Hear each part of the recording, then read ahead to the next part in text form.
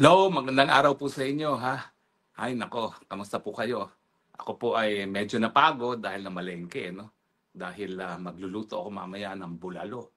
Hindi ko na po yung i-vlog kung paano magluto ng bulalo dahil alam ko lahat naman kayo marunong magluto ng nilaga na linalagyan lang ng sibuyas, ng luya, at pakukulaan, tapos lalagyan ng saging saba, ng kamote, at ng patatas, no? Tsaka ng sili. So, madali lang po yan. So, hindi ko na siya i-vlog doon sa aking Harry's Kitchen. Pero, i-vlog ko maya-maya yung aking paborito na Rabo de Toro. So, mamaya mag-vlog po ako dyan para malaman nyo kung paano yung paborito kong recipe na Rabo de Toro. Pero ngayon po, sa ating Spokes Hour, abay, napansin nyo ba ho? Abay, may isang periodiko, tawagin na lang natin siyang Philippine Star, na doon sa editorial na Freeman, ay nagsabi na si Kiko Barzaga daw, yung aking iniidolo ngayon, ay pwedeng maging balakid sa ating anti-corruption campaign. Tama ba yun? At saka itong Kiko Aquino D.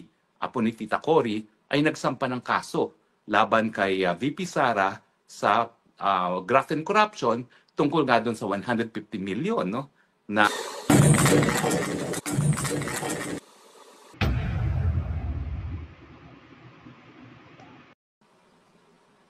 Hello, magandang araw po sa inyo ha. Ay nako, kamusta po kayo? Ako po ay medyo napagod dahil namalengke, no? Dahil magluluto ako mamaya ng bulalo. Hindi ko na po yung i-vlog kung paano magluto ng bulalo dahil alam ko lahat naman kayo marunong magluto ng nilaga na linalagyan lang ng sibuyas, ng luya, at pakukulaan, tapos lalagyan ng saging saba, ng kamote, at ng patatas, no? Tsaka ng sili. So, madali lang po yan. So, hindi ko na siya i-vlog doon sa aking Harry's Kitchen.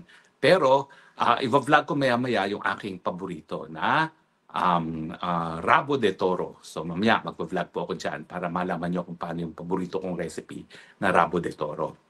Pero ngayon po, sa ating Spokes Hour, abay, napansin nyo ba ho?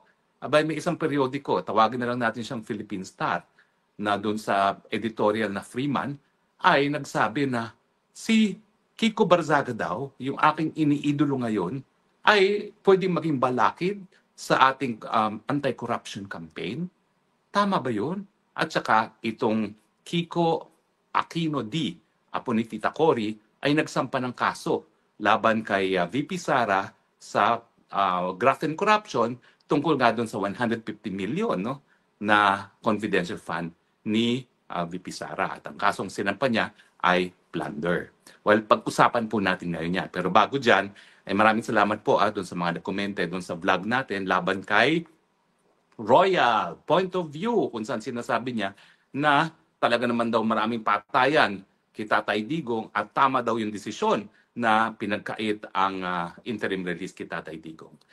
Yung suporta nyo, yung galit ninyo doon sa editorial piece na yan, talagang patunay na malakas pa rin ang pagmamahal ng taong bayan kay Tatay Digong at yung magsasabi na talagang hindi siya dapat makalaya ay talagang binabatikos ng publiko. Pero ulitin ko lang po nasabi na po natin ang ating disagreement kay Royal Point of View. Hayaan na po natin siya. Demokrasya naman tayo. Kanya-kanya tayong may karapatan na magkaroon ng pananaw sa buhay, pananaw sa iba't ibang issue. So karapatan po niya yan. Huwag na natin siyang puntaryahin beyond na sinabi na natin na disagree tayo sa kanya. Pero pag-usapan natin si Kiko Barzaga. Totoo ba na yung mga tinatawag nilang childish antics ni Kiko Barzaga ay pwede maging balakid sa laban natin sa korupsyon? Tingin ko po hindi. Si Kiko Barzaga ang matagal na nating inaantay. Ang kinakailangan natin, leader na mananawagan na patalsikin na si Marcos Jr. sa kanyang pwesto at dahil nga po sa lantarang korupsyon sa gobyerno. Sa tingin ko po, yung mga naunang pagtangka na bumuo ng maramihang tao na protesta para pababain si Marcos Jr., ito po ay hindi nagtagumpay dahil nga po walang namumuno. At kung kailan nagkaroon tayo ng namumuno, sasabihin nilang balakid pa. Hindi po ata tama yan. Sa katunayan, si Kiko Barzaga mo kayo ngayon ay naging tagapagsalita ng kanyang henerasyon, yung tinatawag nating Gen Z. At ang kanyang mensahe, ang Gen Z na talagang techno-savvy ay pikam-pika na sa korupsyon at hindi natatanggapin ito. At dahil karamihan naman ng mga kabataan natin ngayon ay mga Gen Zers at iyan naman po ay suportado ng demographics, no? Sila ang pinakamarami ngayon, importante na magkaroon ng tagapagsalita ang kanilang henerasyon para manawagan sa pagsisipa kay Marcos Jr. at para sa pagtigil ng korupsyon sa ating lipunan. Pansinin ninyo ha, dahil siya ay techno-savvy, grabe ang kanyang lakas sa Facebook. Halos 1 milyon na ngayon ang sumusunod sa kanya sa napakaliit na panahon. Sa tingin ko, siya ay pinakamataas lumaki na pagdating sa followers at saka pinakamalakas pagdating sa engagement ngayon sa Facebook. Ibig sabihin, ang mga Gen Zers na talaga namang mahilig sa internet ay sumusunod at naniniwala kay Kiko Barzaga. At dahil naniniwala sila hindi lamang sa personalidad ni Kiko Barzaga, kung hindi yung kanyang kampanya laban sa korupsyon, dahilan para dapat patalsikin na si Marcos Jr. sa pwesto, yan ay pinaniniwalaan din ng ating mga kabataan. Si Kiko Barzaga po ang leader na matagal na nating inaantay. Si VP Sara pa rin po ang ating magiging presidente. Pero ang katunayan niyan ay kinailangan natin si Kiko Barzaga dahil kung wala nga po si Kiko Barzaga, hindi mabubuhay ang imahinasyon ng ating mga kabataan. At hanggang ngayon, tayo po ay magwawatak-watak. Pero dito po ngayon, tayo po ay nagkakaisa dahil nga po kay Kiko Barzaga. Kaya wag naman po nating sabihin na siya ay balakid, no? Dahil sa katunayan po, siya ang dahilan kung tayo magtatagumpay na itigil ang korupsyon, yan po ay dahil kay Kiko Barzaga. So tayo po dapat ay magpasalamat kay Kiko Barzaga, although hindi naman niya hinihingi ang ganyang pasalamat dahil parang alam naman po niya na obligasyon niya bilang Pilipino na manindigan, no? Para sa kabutihan, para sa malinis na pamumuno sa gobyerno at para sa tunay na demokrasya, no? At importante po na intindihin natin na si Kiko Barzaga po ay ang unifying force na kinakailangan natin para po sa ating mga kabataan ngayon. So, pasalamatan na lang po natin si Kiko Barzaga, suportahan natin si Kiko Barzaga, dahil kung wala po si Kiko Barzaga, siguro po nananatili pa rin tayong watak-watak at hindi po magbubuo yung mga kilos protesta na nakikita natin ngayon na umuusbong. Ang nakakadabang puso po talaga, talagang mga kabataan na ngayon ang lumalabas sa kanilang mga eskwelahan, sa kanilang mga classrooms para iparinig ang kanilang paninindigan na sila ay laban na rin sa korupsyon, na sila ay sawang-sawa na sa ganitong sistema at hindi na sila papayag na magpatuloy ang ganitong gobyerno. Ang sinasabi nila kasi yung mga ginagawa ni Kiko Barzaga na hindi sumipot sa Ethics Committee kasi siya daw ay napuyat sa kaka-computer games, yan daw po ay childish at natitrivialize yung laban sa korupsyon. Far from it. Nung sinabi po ni Kiko Barzaga na maglalaro na lang siya ng computers kesa umattend ng ethics hearing, alam naman po kasi niya na meron ng desisyon na nabuo dyan. Yan po ay moro-moro na lamang. Alam po natin na patatahimikin si Kiko Barzaga sa pamamagitan ng pagpapatalsik sa kanya sa Kongreso. Itaga po niya yan sa bato. Habang narariyan po ang Marcos Jr., sisiguraduhin nila, sisipain nila si Kiko Barzaga sa Kongreso. Kaya nga po, binansagan ko na, hindi bale, Kiko Barzaga. Maski ikaw ay patalsikin nila, ikaw naman ang tunay na People's Congressman. Dahil ikaw talaga ang naninindigan sa sentimiento ng taong bayan laban sa korupsyon. Kaya hindi po childish yun. Kaya sinabi niya na maglalaro na lang siya ng computer games. Dahil alam niya, kahit ano pang sabihin niya ron, meron na pong script na susundin ang mga taga-suporta ni Marcos Jr. At yung script mo nga yan ay para sipain siya sa Kongreso. Sa akin naman po, pag sinipa siya sa Kongreso, lalong magagalit po ang tambayan. Dahil sa ngayon po, kung magkakaroon tayo ng survey, ang pinakapopular na congressman ngayon po dyan sa Kongreso, wala pong iba kundi si Kiko Barzaga. So wag naman po. Meron din nagsabi na isang DDS na dapat sumipot naman daw si Kiko Barzaga at hindi lang salita ng salita. Naintindihan ko po inyong sentimiento, no?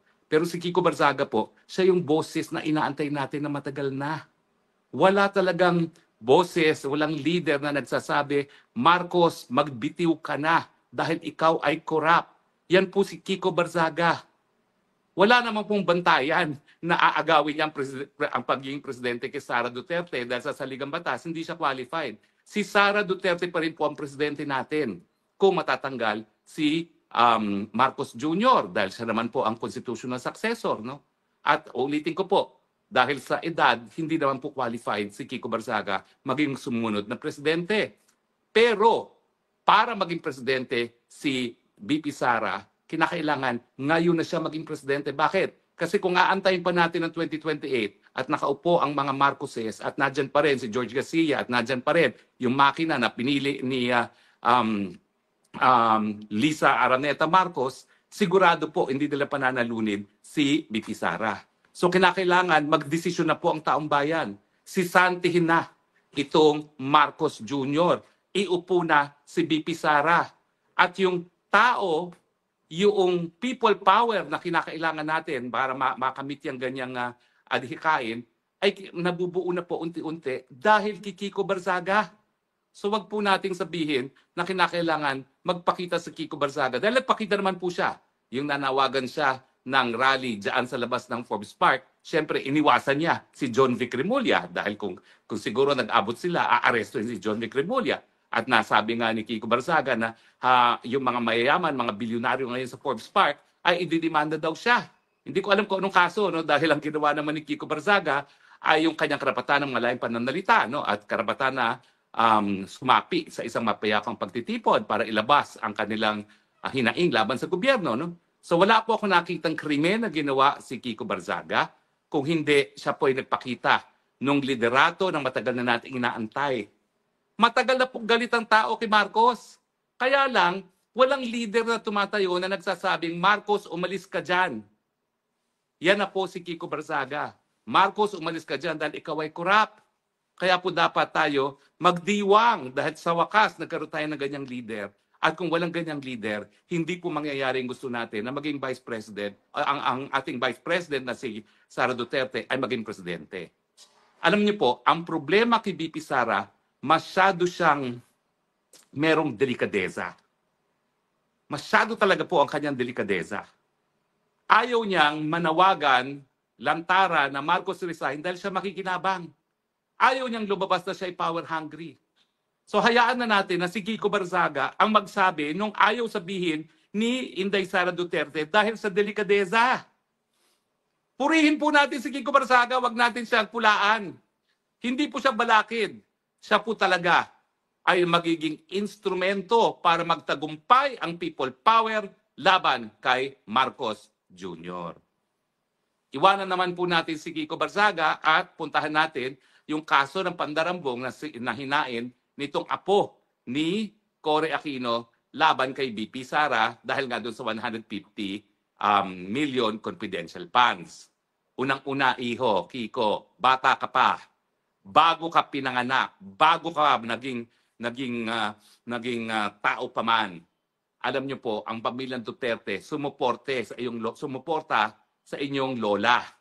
Yung nanay po ni Tatay Digong at si Tatay Digong mismo noong 1986 nakibaka para kay Cory Aquino dahil naniwala sila na dinaya ni Marcos si Cory Aquino sa snap elections. Kaya po sa Davao, panalo pa rin ang Cory Aquino dahil po sa pamilyang Duterte. Dahil ako po saksi na linapitan talaga ng mga tao at ni Cory Aquino mismo si Ma'am Soledad, ang mami ni Inday Sara noong 1986 at nakimarcha nga sa kalansangan si Soledad at si Digong Duterte sa kalye para hingin na dapat respetuhin ang mandato ng bayan at iupo si Tita Cory bilang presidente. Katunayan, dahil sa suporta ng mag-ina kay Tita Cory, Kiko, makinig ka, si Tita Cory inappoint si Digong bilang OIC Vice Mayor. At dahil siya ay na-appoint na OIC Vice Mayor, yan ang naging simula ng kanyang political career.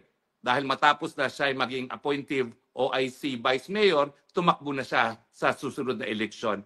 Kasama ang partido ni Cory, although meron na siyang lokal na partido, yung Hugpong na nabuo na pero aliado pa rin dun sa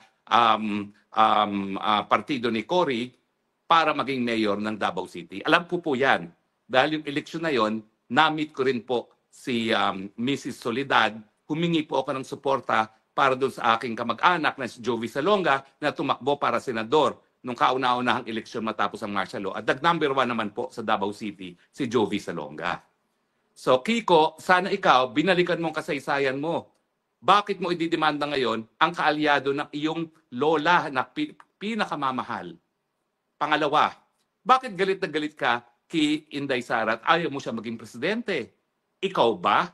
Dahil dun sa 24 billion na ibabayad sa inyo ng administrasyon ni Marcos Jr. para sa Luisita, ibinenta mo na iyong paninindigan para lamang dito sa mga pilak ng ginto na kabayaran sa Luisita? Wag naman. Kasi ako naniniwala pa rin ako, yung lolo mo na si Ninoy at si Cory, hindi ibebenta ang kanilang mga paninindigan kahit gaano pang karaming pilak ng ginto. So isang tabi mo na yung bilyon-bilyones na makukuha ninyo sa gobyerno at harapin ang katotohanan na ang Marcos administration nasa DNA ang pagiging korap.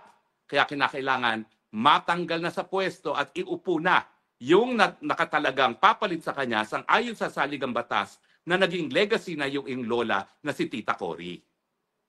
Bakit mo hahayaan na kahit sinong umupo kapalit ni Marcos? At bakit ka papayag na magpatuloy si Marcos sa pwesto ngayong alam mo talagang lantaran ng korupsyon? Ano ka ba? Bulag at bingi, Kiko?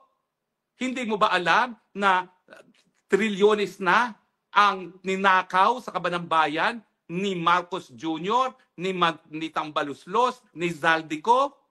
Saan ka bang planeta nakatira? Iho, gumising ka na sa katotohanan.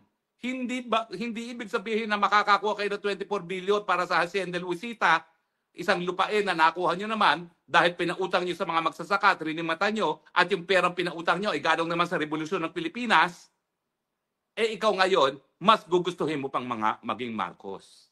Ang mensahe ko po, hindi lang kay Kiko, sa lahat ng dilawan. Bakit nyo kinakalimutan na sa mulat-mula, ang Tatay Digong ay sumuporta kay Tita Cory. At ngayon, pinalit niyo pa ang Marcos kesa kay Tatay Digong na sumuporta kay Tita Cory. Bakit nyo tututulan si BP Sara bilang karapat-dapat na tagapagpalit o papalit kay Marcos Jr. dahil nga sa kanyang korupsyon sang-ayon sa saligang batas na iniwan bilang legacy ni Tita Cory? Gumising na kayo sa katotohanan. Kung talaga kayo naniniwala sa malinis na pamumuno, wala pong bahid ng korupsyon si Sara Duterte. Yung confidential funds po, binigyan na tayo ng isang pinaggamitan. Yung korupsyon ni Zaldico sa pagsusupply ng mga laptop sa DepEd. Yan po, isa sa mga bagay na ginamitan ng intelligence funds. Bakit hindi naman masiwalat kung paano ginastos ang confidential fund? Kiko, pinag-aral ka naman ng iyong mga magulang. Ano ba ibig sabihin ng confidential? Ang confidential ba sinisiwalat sa publiko? Di ba ang confidential? Hindi sinisiwalat, kaya nga confidential ang tawag. Mahiya ka naman sa lolo mong Ninoy at saka sa lola mong Cory kung hindi ka nakakaintindi sa confidential, as in private, as in not for public disclosure. At bakit 150 million ang pupuntiryahin mo? Ang puntiryahin mo yung halos 6 billion na confidential fund ni Marcos Jr.